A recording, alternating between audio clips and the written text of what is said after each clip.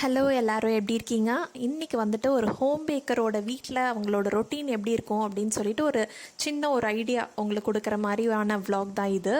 காலையில் as usual எங்கள் வீட்லேயும் இந்த குப்பை கொட்டுறது, அப்புறம் வந்துட்டு இந்த சமையலறையெல்லாம் பிஸியாக இருக்கிறது, அந்த மாதிரியான ரொட்டீன் தான். காலையில் பிரேக்ஃபாஸ்ட்டு லன்ச்சு எல்லாமே காலையிலேயே முடிஞ்சிடும். ஸோ கிச்சன் பரபரப்பாக இருக்கும். அப்புறம் துணி காய போட்டிருந்தேன். மழைனால எல்லார் வீட்லேயும் இப்படி தான் காஞ்சிட்ருக்கோன்னு நினைக்கிறேன். அப்புறம் பார்த்திங்கன்னா ரித்வா இருக்கிறதுனால ஃபுல் டைம் எனக்கு என்கேஜ்டாக தான் இருக்கும் ரித்வாவோட. அதுவும் ஒரு கிட், ஸ்கூலுக்கு போகாத கிட் இருக்கிறவங்களுக்கு தெரியும்னு நினைக்கிறேன் எப்படிலாம் கஷ்டப்படுறோன்னு. அவங்களுக்கு பண்ணுற ஹோம்ஒர்க்லேருந்து நம்மளுக்கு தான் பெரிய தலைவலி. ஸோ அதுதான் எனக்கும் நடந்துக்கிட்டு இருக்கீங்க. ரித்வாவை வச்சுக்கிட்டே எனக்கு பேக்கிங் பண்ணுறது ஒரு சேலஞ்ச் மாதிரி தான். அவனும் வந்துடுவான் கிச்சனுக்கு பேக்கிங் ஒர்க் ஸ்டார்ட் பண்ணனா. இன்றைக்கி வந்துட்டு எனக்கு என்ன ஆர்டர்ஸ் வந்திருக்கு அப்படின்னு பார்த்தீங்கன்னா 2 kilo black forest pastry cakes மாதிரி டெலிவர் பண்ணணும். அண்ட் 1 kg வந்துட்டு டீ கேக் டெலிவர் பண்ணணும். ரெண்டுமே அட் அ டைமில் டெலிவர். ஸோ அது கொஞ்சம் எனக்கு வேலை ஜாஸ்தி தான். அதுதான் நான் பண்ணிகிட்ருக்கேன். ரித்வாவும் வந்து நின்றுவான். அவன் இதை பண்ணுறேன்னு எனக்கு கொஞ்சம் டென்ஷன் ஆக தான் செய்யும் சீரியஸாக. சிலது தப்பாக போயிடுச்சுன்னா அப்புறம் எல்லாமே சொதப்பிடும் பேக்கிங்கை பொறுத்த வரைக்கும்.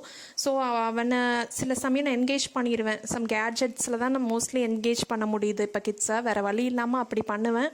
சில சமயம் அதை ஆக்டிவிட்டி மாதிரி கொடுத்து என்கேஜ் பண்ணுவேன். அந்த மாதிரி தான் எனக்கு போயிட்டுருக்கு.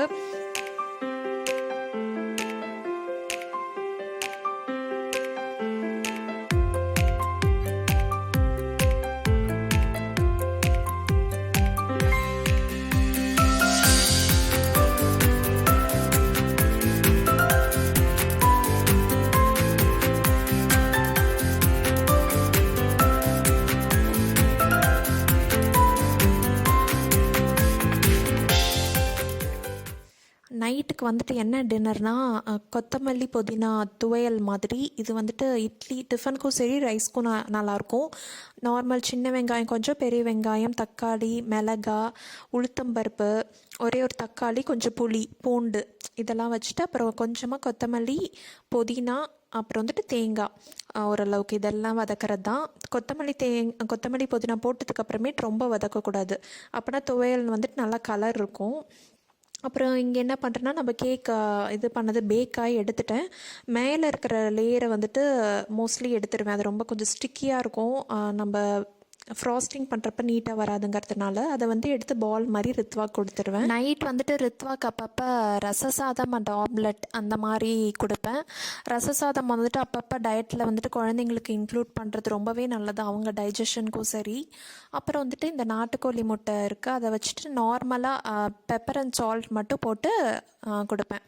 எனக்கு தெரிஞ்ச வரைக்கும் நான் சொல்கிறேன், குழந்தைங்களை பொறுத்த வரைக்கும் சின்ன வயசுலேருந்தே ஃபுட்டில் வந்துட்டு இன்ட்ரெஸ்ட் கொண்டு வந்துட்டோம்னா அவங்க வளர எது கொடுத்தாலும் அவங்க சாப்பிட்டுப்பாங்க. ரொம்ப பிக்கி ஈட்டராக இருக்க மாட்டாங்க. இது வேண்டாம் அது வேண்டாம்னு சொல்லிட்டு. நான் எப்பயாச்சும் அதான் சாதாரணமாக பண்ணுற உப்புமாவே வந்துட்டு அவனுக்கு ஹைப் கொடுத்துருவேன். அதே கொஞ்சம் ஆனியன்லாம் போட்டு சூப்பராக இருக்கும் அப்படி இப்படின்னு சொல்கிறதுனால அவன் அந்த உப்புமாவை கூட வந்துட்டு ஓகேன்னு அவன் அக்செப்ட் பண்ணிவிட்டு சாப்பிடுவான் நல்லாவே. அந்த மாதிரி தான் சின்ன எக்ஸாம்பிளாக சொல்கிறேன். அப்புறம் வந்துட்டு சட்னி பார்த்திங்கன்னா துவையல் அரைச்சிட்டேன். இதையே வந்து ரைஸுக்கும் நல்லாயிருக்கும். நான் ஏற்கனவே சொன்ன மாதிரி எனக்கு 2 டேஸாகவே இந்த பேக்கிங் ஒர்க்ஸ் இருக்கனால இதை நான் நெக்ஸ்ட் டே வந்துட்டு ரைஸ்க்கும் போட்டுக்கிறதுக்காக அப்படியே சேர்த்து செஞ்சுருக்கேன். அப்புறம் அன்றைக்கி வந்துட்டு எங்களுக்கு தோசை வித் அந்த கொத்தமல்லி துவையல் வச்சு சாப்பிட்டோம். இதுதான் அன்றைக்கி டின்னர். அப்புறம் சாப்பிட்டுட்டு ஏர்லியாகவே நாங்களும் சாப்பிட்ருவோம், ஒரு 8 o'clock அந்த மாதிரி. அப்புறம் ரித்வா வந்துட்டு தூங்க வச்சுட்டு வந்துடுவேன். தூங்க வச்சுட்டு கொஞ்சம் கிச்சன் ஒர்க்ஸ்லாம் இருந்துச்சு, அதெல்லாமே முடிச்சுட்டு அப்புறமேட்டு வந்துட்டு இந்த ஃப்ராஸ்டிங் ஒர்க் வந்து ஸ்டார்ட் பண்ணேன். இது வந்துட்டு பேஸ்ட்ரி கேக் மாதிரி, இதனால் இது சைடில் ஃபுல்லாக ஃபினிஷிங் அந்த மாதிரி தேவையில்லை, நம்ம சென்டரில் தான் ஃபினிஷ் பண்ணோங்கிற மாதிரி. நான் ஆக்சுவலாக என்ன ஒரு மிஸ்டேக் பண்ணிட்டேன்னா, பக்கத்துலேயே தான் சாக்லேட்ஸ் வச்சுருக்கேன் பாருங்கள், கிரேட் பண்ணி வச்சுருக்கிற டார்க் சாக்லேட்ஸு. அது ஆக்சுவலாக ஒவ்வொரு லேயர்லேயும் போடணும். நான் க்ரீம் போட்டுட்டு மறந்துட்டு ஆக்சுவலாக நெக்ஸ்ட்டு லேயர் எடுத்து வச்சிட்டேன். நடுவில் அந்த சாக்லேட்ஸ் போடுறதே மறந்துட்டேன் ஆக்சுவலி. அப்புறமேட்டு தான் அந்த லேயரை மெதுவாக எடுத்து வச்சுட்டு அந்த உள்ள சாக்லேட்ஸ் போட்டு பண்ணேன். அதனால் அந்த அடுத்த லேயர் வைக்கிறப்ப அந்த வீடியோவை நான் உங்களுக்கு காமிக்கல, அந்த டென்ஷன் ஆகிடுச்சு டக்குன்னு.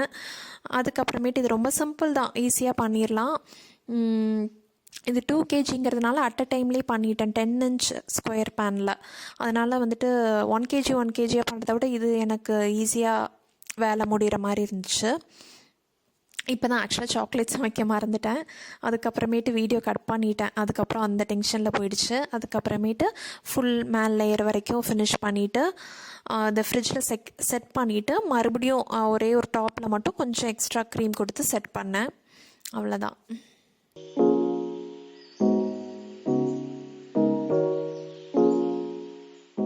அப்புறம் இன்னொரு டீ கேக் 1 kg இருக்குதுன்னு சொன்னேன்ல, அதை வந்துட்டு நெக்ஸ்ட் டே, அதாவது இன்றைக்கி மார்னிங் வந்துட்டு அது செஞ்சு ஓடிஜியில் வச்சுட்டேன். அடுத்த வேலையாக வந்துட்டு பேஸ்ட்ரி கேக்குங்கிறதுனால இது பீஸ் போடணும். ஸோ வந்துட்டு கரெக்டாக ஃபஸ்ட்டு வந்து ஒரு ப்ளஸ் மாதிரி போட்டுக்கிட்டேன், கரெக்டாக இருக்கா அப்படின்னு சொல்லிட்டு. அது போட்டுட்டு அதுக்கப்புறமேட்டு தான் கட் பண்ணேன். சைட்ஸ் எல்லாம் இது ஃபுல்லாக ஓவர் நைட் ஃப்ரிட்ஜில் செட் ஆயிருந்தால் தான் நல்லா நீட்டாக நெக்ஸ்ட் டே வந்துட்டு கட் பண்ணிடலாம். இந்த மாதிரி தான் நான் கட் பண்ணேன்.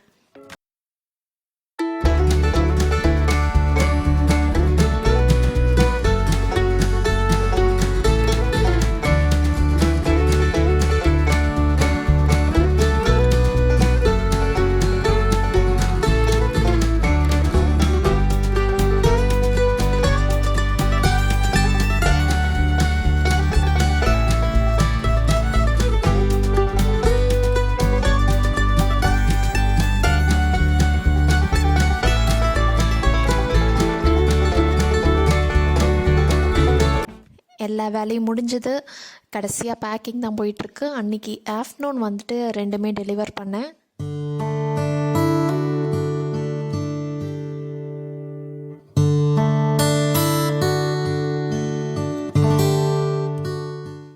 அன்றைக்கி பார்த்திங்கன்னா மறுபடியும் இன்னொரு ஆர்டர் வந்துச்சு அடுத்த நாள் டெலிவரிக்காக. சில சமயம் இந்த மாதிரி ஹெக்டிக்காக ஒர்க் இருந்தால் நான் சில ஆர்டர்ஸ் வந்துட்டு எடுக்க மாட்டேன், நம்மளால் முடிஞ்சதானே பண்ண முடியும்னு. பட் இது வந்துட்டு எனக்கு ரொம்பவே க்ளோஸ் ஆனவங்க, ஸோ வேண்டான்னு எனக்கு சொல்ல மனசே வரல.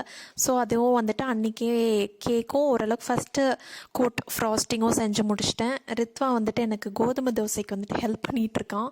அப்புறம் இது பார்த்திங்கன்னா குயிக்கான பன்னீர் டிக்கா எப்படி பண்ணலான்னா, கொஞ்சமாக தயிரில் கொஞ்சம் உப்பு, மிளகாத்தூள், அப்புறம் தனியாத்தூள், கரம் மசாலா, கொஞ்சம் லெமன், முடிஞ்சா தயிரே புளிப்பாக இருந்தால் லெமன் தேவையில்ல.